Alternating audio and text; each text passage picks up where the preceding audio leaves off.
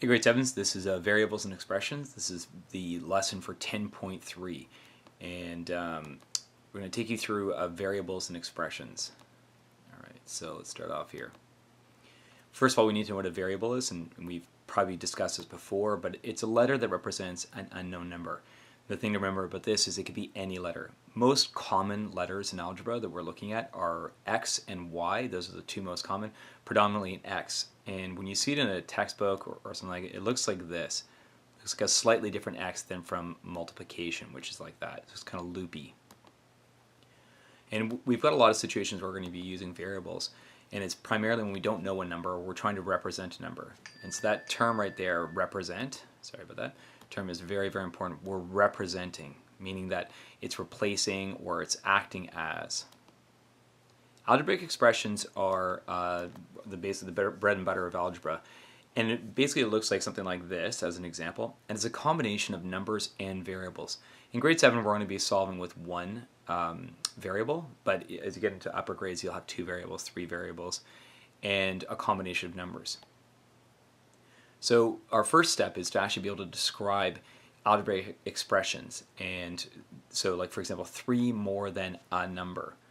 Now right off the bat, we're thinking like, okay, well, what is the number? Now we don't know what the number is, right? It doesn't tell us 3 more than 7 or 3 more than 10. We don't know what a number is.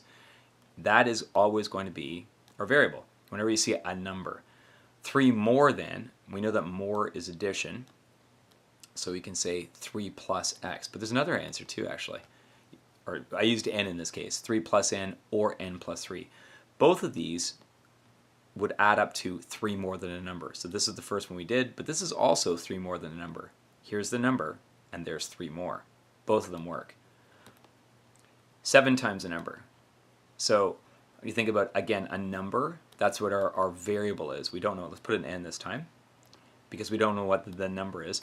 And we know that 7 times, so 7 times n. And this is one of the catches with algebra. We actually write it as 7n. This actually means 7 times n. We just don't see the multiplication sign. And when we don't see the multiplication sign, we assume that this means 7 n's. And literally, it's like I've got an n, I've got another n, I've got another n. I actually have 7 n's, which is 7 times n. 1, 2, 3, 4, 5, 6. I got 7 n's right there. 8 less than a number. Okay, so there's our number, our n. 8 less than a number. And this is, subtraction is actually the hardest one. Because it could be n minus 8, or it could also be 8 minus n. 8 minus n, or it could be n minus 8. So I want you to think for a second before I reveal the pop button here. Which one is it? Is it 8 minus n or n minus 8? Because I actually come up with different answers. It's n minus 8. It's 8 less than a number. It means that we've got our number and we're taking away 8 from it. It's not 8 minus a number, which is what this is. So this is wrong. This is 8 minus a number. 20 divided by a number.